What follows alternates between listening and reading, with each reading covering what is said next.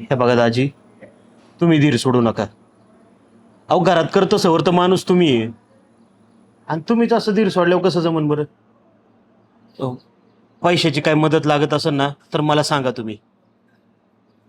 नाही मी करतोय थोडी जुळवाजुळव पैशाची. हे बघा ह्याला त्याला मागू नका आणि कुठनं व्याजाने बी घेऊ नका. माझ्या घरात हाय सोनं नाणं, ते मोडून टाकतो. अहो बहिणीपेक्षा सोनं नाणं महत्वाचं आहे का?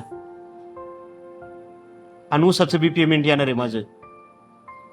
मी आहे ना 2-4 दिवसात जुळवाजुळव करून देतो तुम्हाला. आणि तुम्ही बघा कोण भेटतंय का.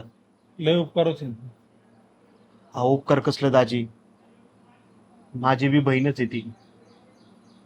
खरं तर मलाच तिला भेटायला यायचंय, पण काय करावं तेच कळत नाही बघा.